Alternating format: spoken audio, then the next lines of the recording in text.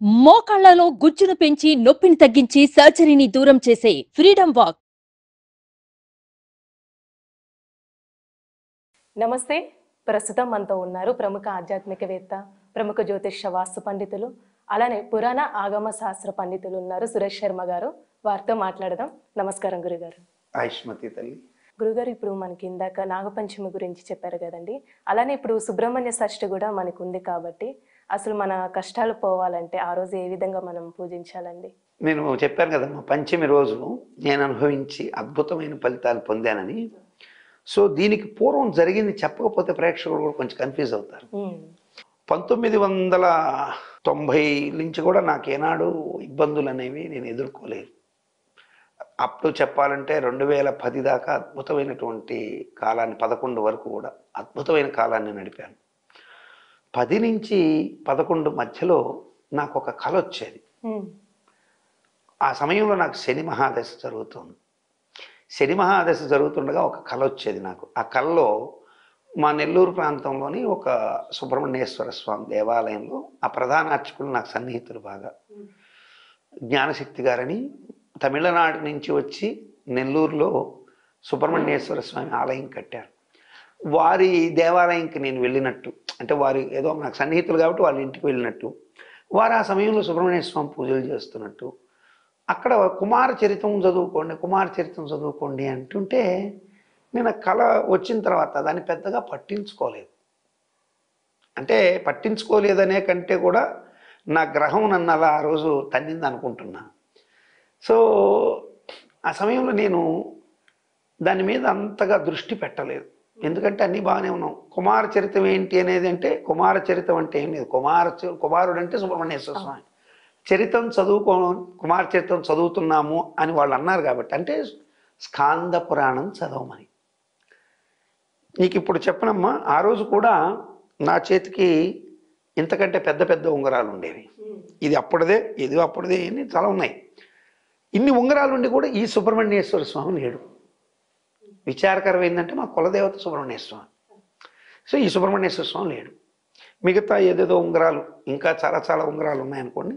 అవన్నీ నాకు అప్పుడు పూజలు పురాహితంలో నేను కదలే వివాహాలు, అంటే అరటి చెట్టుతో పెళ్లి చేయించినప్పుడు ఆ వద్దన్న బంగారం వస్తుంది. అట్లాగే మూర్తి దానం, కుంభ వివాహం చేసినప్పుడు వచ్చేదానం, ఇదంతా కూడా నేను అమ్మకూడదు. అమ్మవారికి ఏదన్నా వస్తువులు, అలాగే నేను కొంత ఎంచుకున్న మా భార్యకి చేయించకూడదు, దోషం తగులుతుందని. ఇట్లా ఎవరికైనా పేదవాళ్ళకి కొన్ని మంగళసూత్రాలు దానం ఇచ్చేది. ఇప్పుడు కూడా కొంతమందికి వివాహం అంటే వాళ్ళు ఎవరైనా భార్యాభర్తలు పేదవాళ్ళు పెళ్లి చేసుకుంటున్నారు అంటే ఖచ్చితంగా వాళ్ళకి 2 మంగళసూత్రాలు దానం ఇవ్వడం, ఇటువంటివి అనేకం చేస్తుంటాయి. ఇక చెప్పుకోవాల్సిన అవసరం ఏం లేదు, ఎందుకంటే గుప్తదానం గుప్తంగానే ఉండాలి. కానీ సందర్భం వచ్చింది కాబట్టి చెప్పాల్సి వస్తుంది. ఇలా ఇస్తూ వచ్చేవాడిని. ఇలా జరుగుతుండగా ఈ సుబ్రహ్మణ్య స్వామి ఉంగరం నా చేతికి లేదు కదా. బాగా ఇబ్బంది పడిపోయాను. 11 దగ్గర నుంచి 2014 దాకా నరకం అంటే వేరుగా ఉండదు.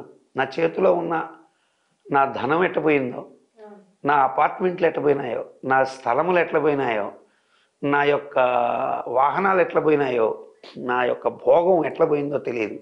అపరిమితమైనటువంటి పేరుతో మంచి ప్రతిష్టలు చేసి గొప్పగా వెలుగుతున్న నేను ఆ 3 సంవత్సరాలు గడిపిన జీవితమే ఎంటైర్ డిఫరెంట్ అనమాట. అసలు ఆ 14 దాకా నా జీవితం వాళ్ళు తలుచుకుంటే ఇప్పుడు నేనేనా అన్నట్టుగా బతికిచ్చాడు శని భగవానుడు. సరే, అంత కష్టాల్లో ఉండగా అప్పుడు గబక్కని ఒకరోజు ఎందుకో సుబ్రహ్మణ్యేశ్వర స్వామి స్కాంద పురాణం, నా దగ్గర పుస్తకాలు ఉన్నాయి, లేకుండా ఏం లేదు, ఎందుకో స్కాంద పురాణం దిగా ఒక అద్భుతమైనటువంటి ఈ మార్గశిర శుద్ధ షష్ఠి, సుబ్బరాయ షష్ఠి గుర్తొచ్చింది. చిత్రంగా నేను పుట్టింది ఎప్పుడు తెలుసమ్మా, ఆ షష్ఠి పోయిన పక్క రోజు మార్గశిర శుద్ధ సప్తమిలో నేను పుట్టాను. సో మార్గశిర శుద్ధ సప్తమిలో పుట్టినవాడు, లక్ష్మీదేవి పుట్టినరోజు పుట్టినవాడు, సంపదలతో తులతో గాలి.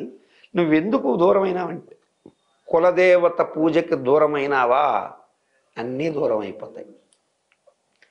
పైపెచ్చు సుబ్రహ్మణ్యేశ్వర స్వామి యొక్క అనుగ్రహం ఎట్లాంటిదంటే, ఆయన్ని గనక నువ్వు కరెక్ట్గా ఆరాధిస్తే ఈ అరిషడ్వర్గాలకు అతీతంగా, కామ క్రోధ లోభ మోహ మదమాశ్చర్యాలకు అతీతంగా 6 ఋతువుల్లో జరిగేటువంటి విపరీత పరిణామాలకు అతీతంగా 12 మాసాల్లో నిన్ను ప్రతి మాసంలో ప్రతి గడియ నీ వెనక ఉండి నువ్వు తప్పు చేయబోతున్నప్పుడల్లా నీకు వెనక పక్క ఒక శిఖలో ఆగి ఆగు ఆగు అంటాడు.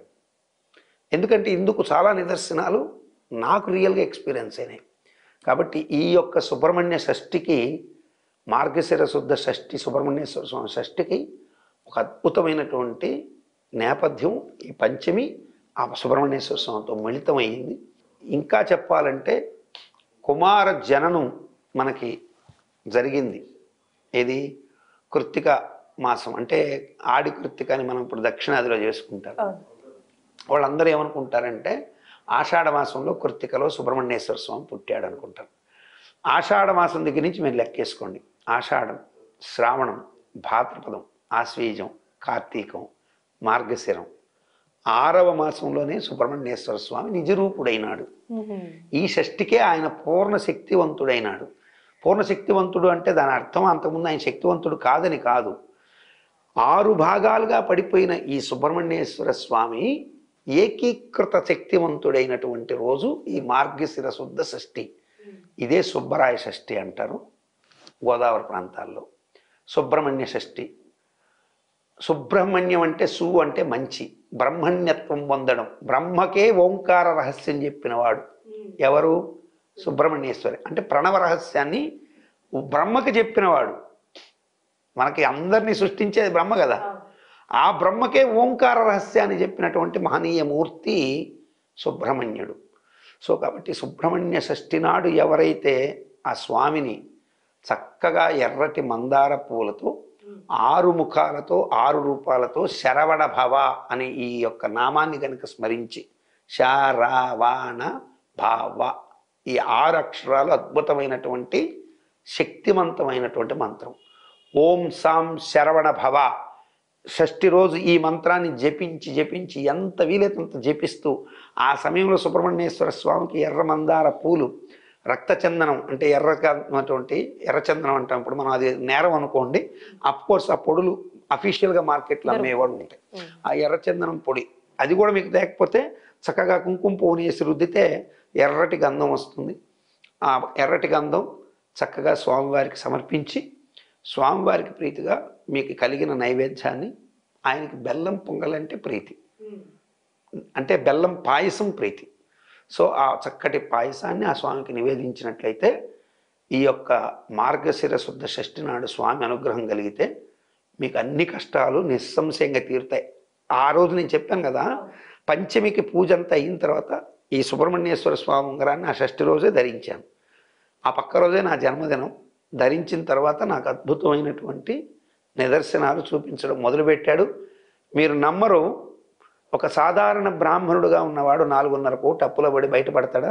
ఎవరిని మోసం చేసి సంపాదించకుండా, అంటే ఒకరిని మోసం చేసి సంపాదించకుండా స్వామి అనుగ్రహంతో దైవదత్తంగా వచ్చిన ధనంతో బయటపడడం అనేది జరుగుతుందా? 4.5 కోట్ల అప్పు ఎలా అయిందో అప్పు తెలియదు, ఎందుకు అయిందనే దానికి రీజన్స్ మాత్రం ఉన్నాయి, అవి నేను చెప్పలేను.